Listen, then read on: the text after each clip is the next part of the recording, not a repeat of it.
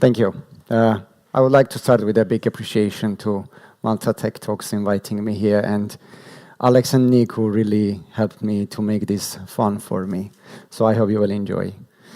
Okay, let me start with a quick question. How many of you had this weird situation when you are sitting in a call, in a meeting, or watching an educational video, and you find yourself suddenly scrolling your phone and totally out of the topic?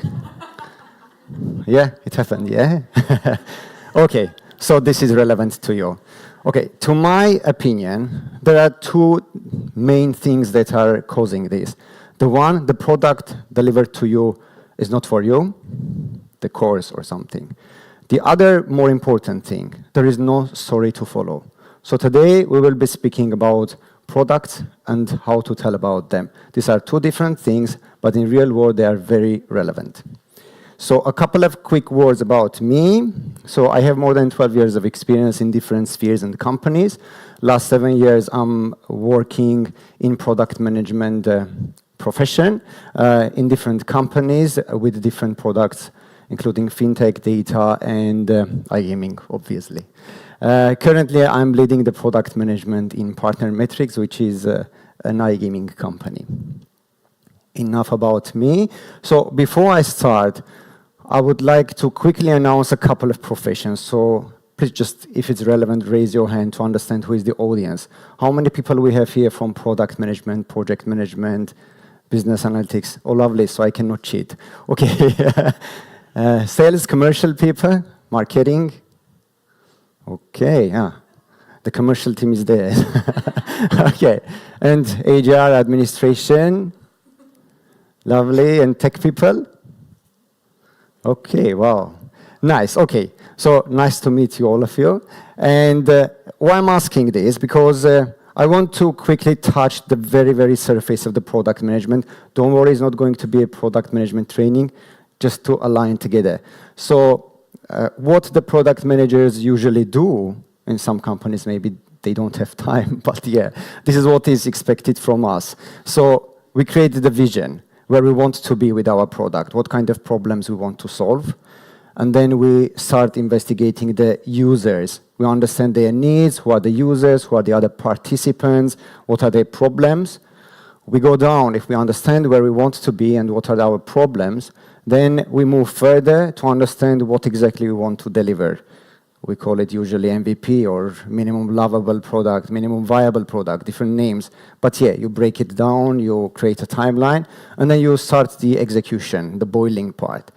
You deliver the product, and users starting to use. You get a lot of data, you analyze, you learn where you did wrong or right, and then eventually you learn from your mistakes, also from your successes, and you reiterate.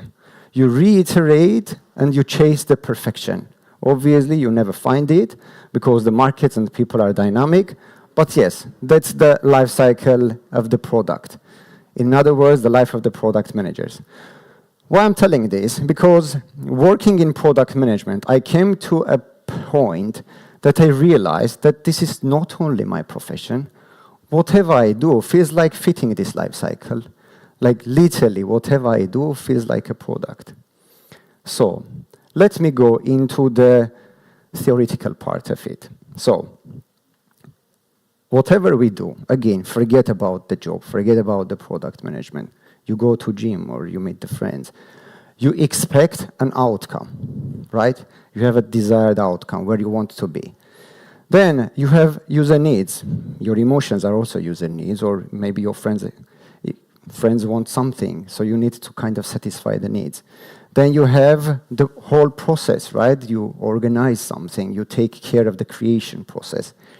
And then once it's done, you collect the feedback to understand how good it was, etc. And then, when you finish this cycle, this is becoming this goal-oriented cycle that I was trying to explain in the previous slide. So this is the theoretical part, why I think whatever I do is a product. But because it's a bit late, and we are tired, and we are talking here about stories and being easy, reachable, let's make a quick story so that I can prove my theory here in a casual example. So if you are still hungry, sorry for the photo. So imagine you are cooking for friends. You're inviting your friends to your home to give a nice dinner and have some time together. What you do? So you think of the style, you think of the menu, you think of the budget. So you want to spend this much money. It will be maybe an Italian dinner, right? Once you have the strategy, what you do? The user research, right? I mean, you try to understand what are the preferences. Maybe your friends have some allergies, lactose issues, or something else. So you need to be a bit careful not to send someone to the hospital from your home, right? Once you have the full understanding of your users, you go down. You do the roadmap. Okay, so the starters will go first, and then the lasagna will go, and then the dessert will come. So this is the proper planning, right? When you have the plan, you start cooking.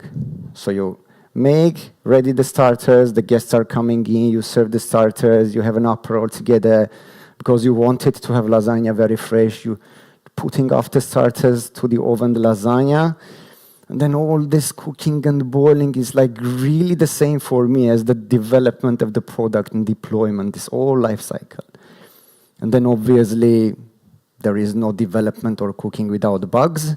You forgot to close the window, some mosquitoes are in, so you do quickly bug fixes, or you solve the problem, right? And then eventually, when the guests left, what you do, you sit back and reflect. You say, yeah, the lasagna was amazing.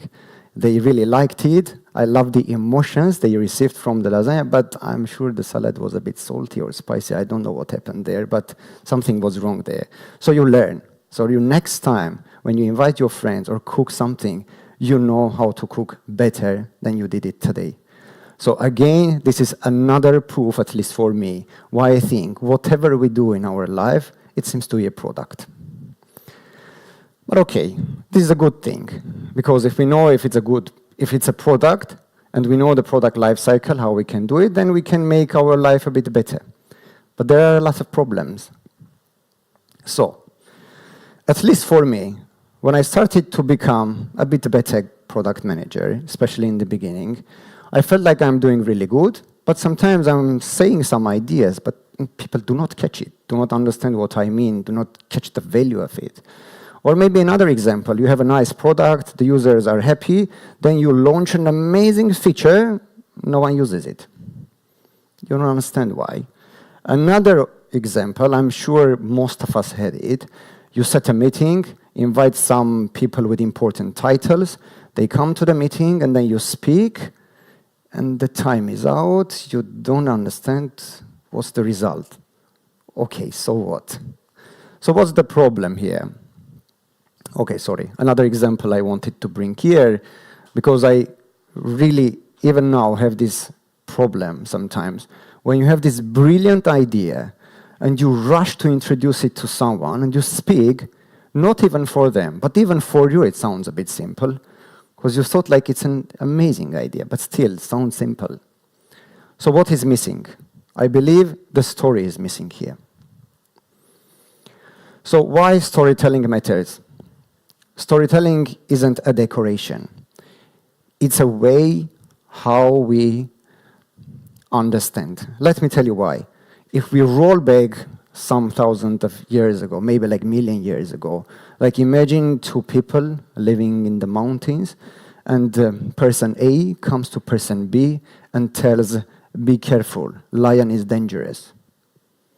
This guy does not know what is lion, what is danger, etc., right? But let's look at it from the story perspective. If this person A tells in this way, I was hunting, and then something with 4 legs running after me, chasing me, trying to eat me, I barely survived. So now it's a clear understanding, right, that lion is dangerous, okay? So we are meant to think from the story perspective. It's easier for us to understand stories. Storytelling is simplifying things so that to keep your audience engaged. A lovely example I have here, I don't know if you watched the video from Steve Jobs presenting the first iPhone. He was talking some 10-15 minutes. he was telling how important it is to get rid from the buttons. If you remember, the old phones used to have a lot of buttons and stuff. He was introducing how unimportant the buttons, how useless they are. He was introducing that it's important to have music, it's important to have a phone, it's important to have internet communication. Then during the presentation, he joined everything together and he introduced iPhone. When he said, meet iPhone, he already cooked the audience. Whatever you tell, the name, they were already waiting something exciting, okay? If you didn't watch, I highly advise to watch this video. You can easily find in YouTube. Let's go and deep dive a bit into the cognitive science of storytelling. I'll try to be theoretical, scientific, and then we will go a bit into an easier part of the things, so I won't overload you. So, curiosity is the most important thing that happens in our brain, because usually animals do not have curiosity, if we exclude some of the special species. Yeah, some of them. Curiosity arises from the gaps in knowledge that we want to fill in, okay? But if answers to these gaps are too complex, our brain is disengaging, okay? Effective storytelling is to keep this balance, okay? If you don't like the theory as much as I do, as much as I do don't like, I created another easier example. So maybe you can help me here. What's the most curious creature we know? Exactly, the kids. The kids are the most curious creatures in the world. So imagine your brain has a baby in it. And then this baby always wants to investigate, to learn something new, to touch something new, to put his or her fingers into the socket. Whatever they see, they want to try and learn. So this is the one part of our brain. The other part, if we have a baby, obviously there is a babysitter, right? So what this babysitter is doing here, let me go again some million years back. So our brain is working in a way that we don't know when we are going to eat next time, right? So our brain is protecting every calorie we have. Nowadays it's easy, we know that we are going to eat soon, right? But it was not like that. And our brain is developed during millions of years, right? So this guy, I called him the calorie guard, is protecting us. Why and how? So if we are engaged in a very complex topic, we learn something new, it's really hard for us, we consume more energy, which means we consume more calorie. So this calorie guard is there to protect your calorie because you do not know when you are going to eat next time. And these calories are super important for us to survive. So come see. And what he is doing? Yeah, any guess how he controls us? By thinking less. Almost. How he can do it? Pushes you to check the notifications of your phone. Yeah, exactly. Making you to feel hungry although you are coming from lunch. It pushes you to go to the toilet, but do not need it that much. It will do everything to take you out from this complex thinking part. So you can forget it, skip it. Do not consume calorie. What is storytelling? Storytelling is here to engage the kid and to not let the guard to block you. Okay, so when your audience is blocked, you are losing the audience. When you wake up the kid and do not touch the calorie guard, so keep everything simple, you have the audience attention. Okay. What makes a story work? Emotion. The first and the most important thing, we remember what we feel, not what we understand. How many of you remembers the mathematical formula that you learned in high school? No one.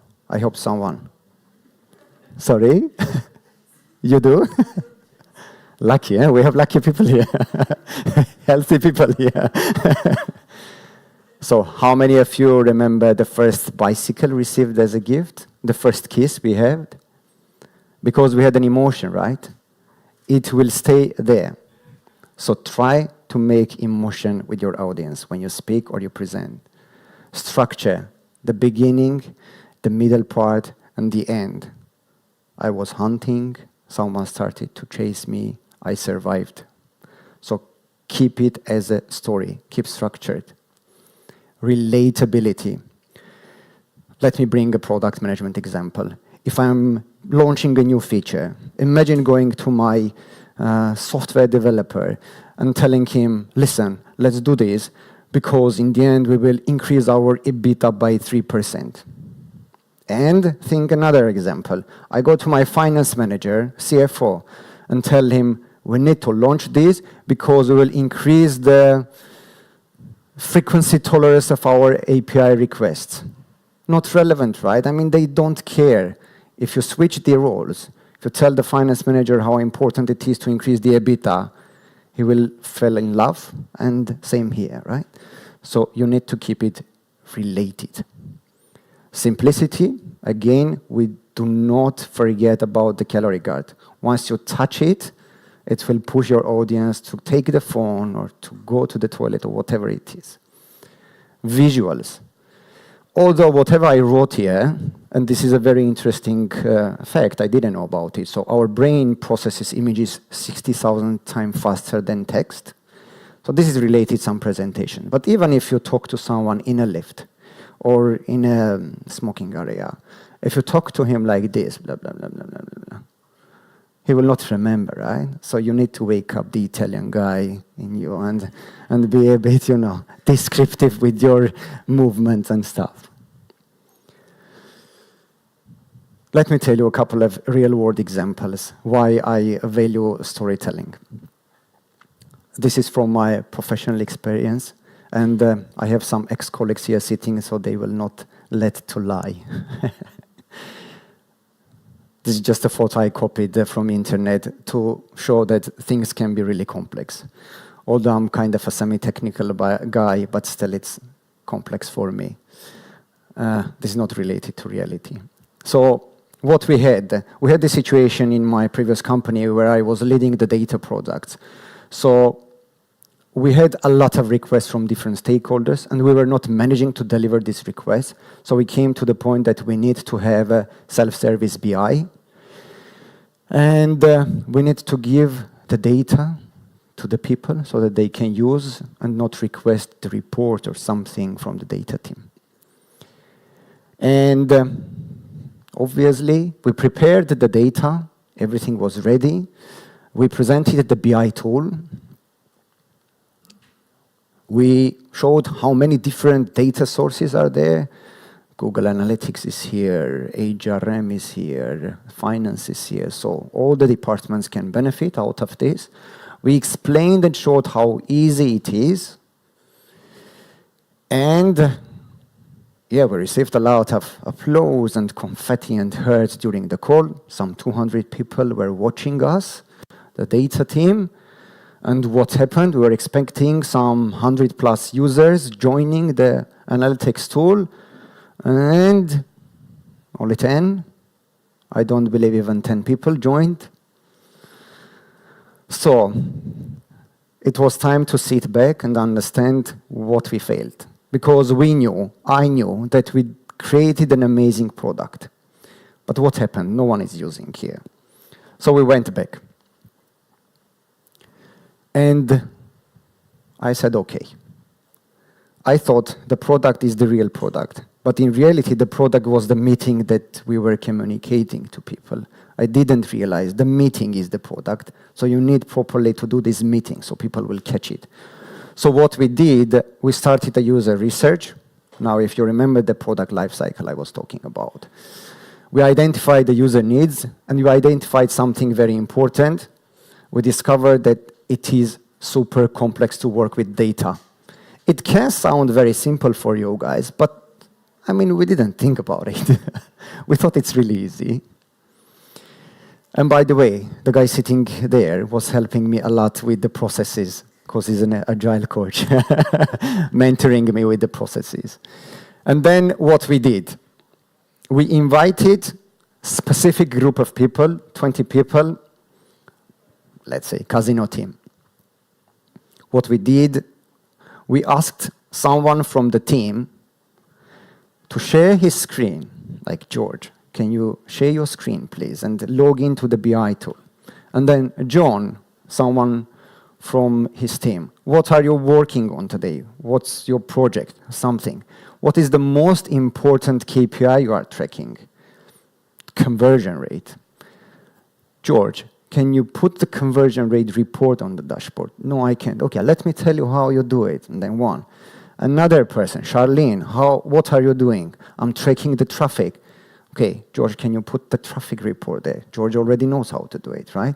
And then after 30 minutes, 40 minutes, we had this amazing dashboard, and this is just a screenshot, not related to real dashboard, where we created with them, for them. So the product was useful for them, not something that I was just thinking it is good. Eventually, as you can expect, we had a lot of excitement. The other team started to approach, hey, can we create another dashboard for us? Yeah, it's lovely, we can use our own metrics, etc. And yeah, I learned this story that you need to treat everything as a product and tell a proper story, otherwise you will lose the audience. Let me tell you another story from Shark Tank. I don't know if you know this show. So entrepreneurs are coming and introducing their business with expectation to receive some investment in return of the share or something. So this guy, the one on the right, was presenting Minuscule. Sorry, I don't know all the details, but Minuscule was a protein bar or something that basically you eat and it blocks the digestion of calories, so you don't, well, you eat more, but you don't get fat. That's the theory. Scientifically, a really interesting and lovely product. What they did, they wrote in the beginning, you can lose weight with our product. They started to introduce, so sharks started to understand what they are speaking about. And for them, it was like a misunderstanding. You cannot lose weight if you eat this. You basically just don't get more weight, right? And then they started to ask questions. These guys became very kind of defensive, confused the sharks, and they started to argue. So the sharks lost the story. Obviously, we know, right? We understand the end result. They failed, no investment. Sharks told their audience not to buy this product because they think it's a scam. And then, after a year, unfortunately, these guys went totally out of the business. Obviously, it's not only about the story. But I think the product they were presenting, if you watch Shark Tank other episodes, there are much more crazier ideas that get investments. I believe this one could get a 1 if it would have a better story. Why I think so? Because I want to share another example with you, again from Shark Tank. I don't know if you heard about this one. So, Cupboard Pro was presented by 3 young people. They were presenting this one, as you can see. This is the real example, the real product they were presenting. So the product had this box when you cut the food and you can save it there, or maybe the remainings of the food. And these stripes when the juice can go out and do not block you when working. As such, don't get me wrong, I really appreciate this, although I don't cook that much at home. It can be a good stuff, but let's see what happened here. So they made a story, a real story. And if you didn't watch this, I highly advise to watch this video. So they were presenting the product that was coming from their father. Their father passed away before the presentation because of cancer. And he got the cancer because of 9/11. He was helping after this 9/11 in US, helping people for weeks, and that is why he got cancer, and he passed away. And he had this dream to help people to make better, their daily routine when cooking. Even now when I'm telling, I feel like something on my skin. So definitely watch it. With their story, they brought to the point that all sharks got super emotional. Some of them started to cry. And the result, they received $100,000 as 20% of the share. And the most important thing here, guys, pay attention. After 6 years, a cupboard selling company was valued $15 million. Like, can you imagine? This is a real story. So now tell me, this is not about storytelling. I mean, how can you sell a wooden cupboard in a way so that you have a $15 million company, if not the story, right? So that is why I believe whatever you do, you need to tell about it. Otherwise, you will lose it. Okay, let's do a bit of a quick recap together. So what we investigated together, researched together. The first part of the left hand, the product. So whatever you do, think of it as a product. Understand the stakeholders, even if it's you. This is very important. Because if you go to gym without understanding your motives, you will drop it after a week or two. It's proven method on me. Define the expectations. Think like why you do something when you do. Analyze and measure. Always try to measure. Even if you think you have the clear understanding what you are chasing, what you are measuring, no. If you start to write and to be very transparent with you, you will notice that some new things are coming and some old things are being vanished because you didn't think that they are not needed. Learn and iterate. Almost everything in our professional life, we can redo. We can do it again. So whenever we do something, whenever we fail, it means another learning session. Just learn and redo it again. This is what I learned from product management. And to be honest, at least in my life, maybe I'm too lucky, the employers, the clients, the users, they are really forgiving when you are transparent. When you learn, when you do better next time, they really forgive you. So it's okay. Just fail and do it again. This is the product part. And once you do a great product, just tell about it. Don't keep it. Show the value, not the numbers. So instead of showing numbers, how you grew, etc., show the value.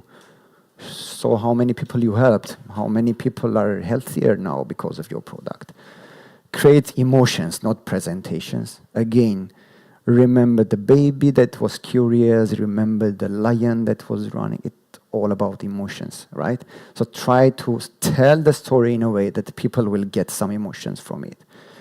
Simplify it. Do not forget about the calorie guard, because if you say something very smart, you will lose them. There is a very interesting research, and I don't want to announce the company name because it's not formal, but this company proved that Donald Trump won in some states the election because he was speaking super simple. The other lady, I don't remember her name, the Biden clan. They were speaking very in an intellect way, like using some legislative words and stuff, when Donald Trump was saying law and the rule, and he was easier to reach, to understand. So this is another reason to be simple. Trigger the curiosity, the kid. We need always to wake up the kid. Whoever you talk to, they have this kid in their brain. Maybe in some of our brains, the kid is sleeping very deep, but you can wake them up. Believe me, you can wake them up. You just need to touch the right points. Make it about them. And this is very obvious. If you are not telling something that anyhow relevant to me, I will benefit out of it, it's valuable for me, okay, I will hear because I'm a bit polite, but then, okay, 5 minutes, 10 minutes, and you will lose me, right? Even if I will pretend that I'm listening to you, but I will not understand you because it's not related to anyhow to me. This is it. I left my LinkedIn QR code. So if you would like to connect with me, I will be super, super happy to make new friends, to talk about product management and not only. And yeah, before I finish, I prepared a very short video. This video, I always forget his surname, Mohammed Khatni, if I'm not mistaken. He is a real storyteller, not like me. I'm a beginner. So this guy is a champion of public speaking from 2015. There is a world championship of public speaking. It is, if you don't know about it, just Google it later. It started 100 years ago. It was for Toastmakers, and then it evolved to be like public speaking championship. The topic I will show you now is just the very short part of the video, just 2 minutes. Just follow how he tells the story. Nothing related to our topic. Just follow how he tells the story, how he tells the jokes, how he engages his audience. And then we will finish my talk. This is why I really give importance to storytelling and how we speak, how we use the words, what kind of words we use, and what are the emotions we give. That's it. Thank you very much. I hope it was useful. Sergey, honestly, it was amazing. I'm feeling I need to share with my team, to be honest. Okay, great. Guys, do you have any question? Please raise your hands if you would like to ask anything. Yeah. There is also, I'm referring to the video, there is also this thing like millions of people are dying every year because of the alcohol, right? But nobody ever considers how many are born because of it. Very good example.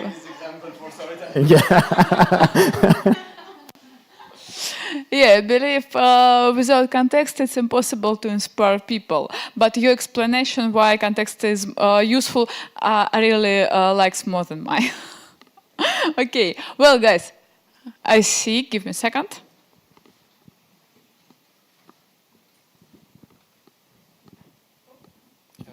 Hi everyone. Yeah, so you spoke about storytelling a lot, right? And I understand that in products we usually focus on like the features, the data, and not mostly the narrative behind it, right? So my question is there, as a product owner, right, is there like any technique that one can use to, tell a compelling story, about your products? I have the mic? Okay, yeah. Yeah, thank you for the question. A really important one. And I really failed a couple of times because I didn't tell the story, as I was mentioning in my examples. Yes, I will be super simple. Currently, we are in our company using a couple of tools. Like whenever we are launching a feature, before the launch, we are presenting short onboarding video. Because we are a B2B tool, it's easier for us to create a video. If you are creating a B2C tool, it's easier to go with like embedded video. Maybe you saw like something from WhatsApp, or if you log into Jira, maybe a new feature is coming, it's onboarding you. So I would highly suggest to use videos. Again, if you are producing a B2B tool, so before you announce you send the release notes, better to send the video, because what we realized, no one is reading. No one is reading the release notes. Totally no one, guys. We were tracking, like out of 200 clients, only like 1 or 2 opening the release notes, like this. If you know what is release notes, like a big document, what are the new features coming with the next release, no one is reading anymore. But if you prepare 1-minute video, with a face, an ugly one like mine, and then you say, hey guys, we have a new feature, you click here the magic happens and stuff, they will watch it for sure. Even out of curiosity, they will watch it, and then you will increase the engagement. This is the way we are doing in our company, at least. There are some other methods, of course, but we can catch up with later. I'll tell some stuff. But yeah, mainly onboarding the clients with videos. Thanks for the presentation. It was really engaging. I'm curious. It's the time of the year where companies are building their strategy, right, for 2026. It's the time of the year, and you now as CPO, of course, probably you are nose deep into that process. How are you combining storytelling with the 2026 goals, right? So that you kind of project more stories rather than roadmaps, because basically that's where it ends up. Thank you very much. Thank you. A very interesting question. I don't know if I will fully cover your question, but this is what I was doing exactly today in the morning. So I was talking to our commercial officer who was presenting the kind of budget, let's say in that way, yeah? And then I'm like, okay, well, what are you going to sell? So how we should do it? Usually, based on my historical experience, from the numbers you come to the problems, and then the problems become solutions, and then solutions become epics, and then epics become user stories, and so on. But we decided to keep it at least for C-level on the vision level. And right now I'm creating a presentation that will not have a roadmap timeline in it. I'm challenging myself, but I believe it will pass when meeting with the board. And yes, I'm trying it first time in my life, to be honest, but I have very high belief that nowadays, again, because I'm a manager, right? If one of my teammates showing me like long list of timeline, coming and going, okay, you read maybe the first 2, 3, but you don't catch. But if you tell, we are going to scale our data digestion process, and we have, instead of 10 seconds, 2 seconds, it's a timeline, right? It's a roadmap. I never did it because I was afraid as a product manager. But as a chief product officer, I want to bring this culture to tell stories instead of roadmaps. I will tell you if it was successful or not. But this is the way I want to move on, and I'm already doing it. Oh, yeah.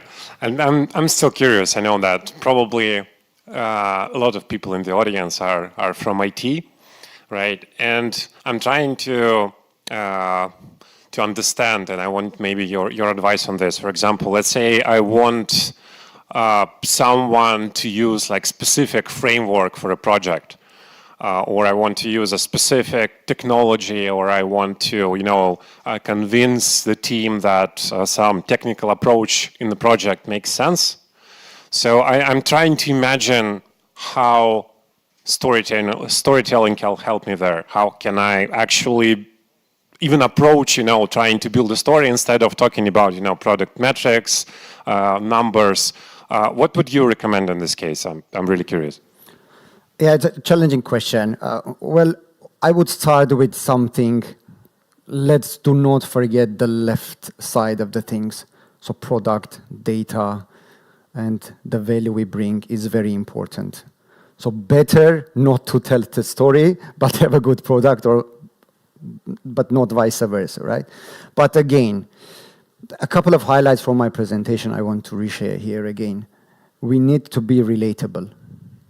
So if we are presenting a super technical architecture to a stakeholder who is a business person, you need to be relatable. What is the value you are going to deliver? Do not tell them about the number of rows you are going to write as a code. Do not tell them about the services, microservices you are going to use. Be relatable. What's the value for this audience? It's money, it's the cost, it's the number of users, it's the number of traffic. For the tech team, it's the number of endpoints, number of time they will be coding, the technology they will be using. I think that's the only way. If you are relatable, then it will go deeper. If you are not, you will lose the audience for sure. And believe me, I worked, I think, something like 3 years as a data product manager. And believe me, guys, being a data product manager is like two different, totally different things. When you are a business person, but your product is numbers. So yes, be relatable. Do not speak about tech if you are talking to a business person. Okay, one more question.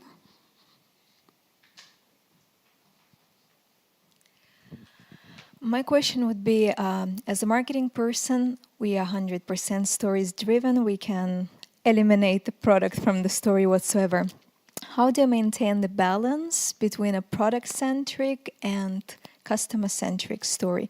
Because like the biggest clash we have in the marketing with the ops, product and business strategic departments is that they want to sneak in those features. They want to put the spotlight on the product itself. But personally, I always recommend against that, because when I'm going shopping, it's all about me. I don't care about any brand. I don't care about any product. I only think about myself. I'm spending those money only about myself. And there is that clash, and it's so difficult to convince those departments. Because to me, when people ask about features, they already sort of bought you. It's just they're trying to understand how your product fits into their reality and context. So what's your opinion on that? Thank you. Another challenging question. Maybe you can help me with the answer here, with the marketing skills. But if I understood the question correctly, there is an interesting video I lately saw. And I saw it a couple of times in TikTok when someone entering a supermarket, a market to buy like some clothes and doing some shopping. And then a comment is going, imagine you do the offline shopping in a way you do online. And then someone is coming, what is your name? Can I send you an email? Like imagine you're looking at clothes and then someone is like chasing you. And I think this is very close what you are saying. Whenever we are pushing too much to the clients, they will run further from us. So nowadays, we have this saying as product people, if your company is less than 1 million revenue per month, talk only about your users' problem. If you are more than 1 million, talk about your brand. So this is how I think we should approach, even with our marketing team. And we have this challenge because you don't know, you advertise during ICE, your new feature or the problem you are solving. And this, it's not that easy. It seems to be easy, but it's not that easy, because if you do not show the feature, how the people will know? If you don't speak about the problem, a lot of people don't understand what you do. So I would say always concentrate on the problem instead of the feature. Show the clients that you know their pain. Even if you are not solving it, if someone understands your pain, if it hurts, and someone understands you, you trust them better. Imagine you go to a doctor and tell them, I have a problem, but I don't understand. I feel ABC, and then the doctor continues, you also feel XYZ because you feel a bit emotionally stressed, and then tells you what you feel. And the doctor is not helping you, just describing what you feel, right? Same with the customers. If you know their problem, then you are a step closer. I hope I answered your question. Thank you. Well, do we have any more questions? Everything's fine. Great. Sergey, thank you again. It was super exciting, and I hope some of us can implement some of these ideas in the future. Thank you. Great. Again, thank you. Thank you for...